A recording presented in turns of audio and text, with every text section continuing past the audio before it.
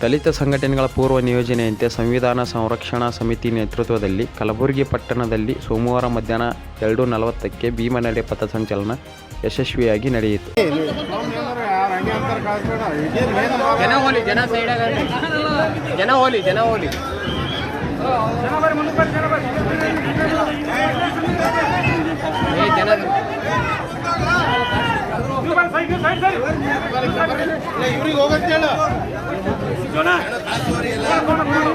ಕಳೆದ November 16ರಂದು RSS ನಡೆಸಿದ ಗಣವೇಷಧಾರಿಗಳ ಪಥಸಂಚಲನಕ್ಕೆ ಪರ್ಯಾಯ ಎಂಬಂತೆ ನಡೆದ ಈ ಭೀಮನಡೆ ಪಥಸಂಚಲನವು ನೀಲಿ ಶಕ್ತಿ ಸರ್ವಧರ್ಮ ಭಾವೈಕ್ಯ ಸಂದೇಶ ಸಾರಿತು.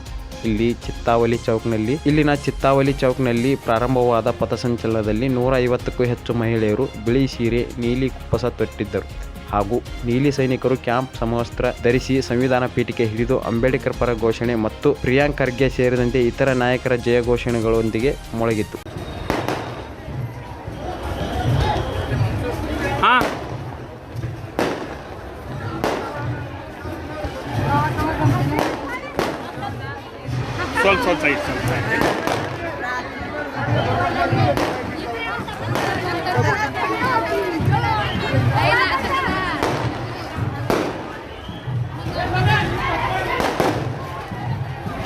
ಪಟ್ಟಣದ ಪ್ರಮುಖ ಬೀದಿಗಳಲ್ಲಿ ಸಂಚರಿಸಿದ ಭೀಮನಡೆ ಸಂಚಲನಕ್ಕೆ ಸಾರ್ವಜನಿಕರಿಂದ ಉತ್ತಮ ಸ್ಪಂದನೆ ದೊರೆಯಿತು. ಪಥಸಂಚಲನ ಸಾಗುವ ರಸ್ತೆ ಮಾರ್ಗದಲ್ಲಿ ನಿಂತು ಸಡಗರವನ್ನು ಕಣ್ತುಂಬಿಕೊಂಡರು.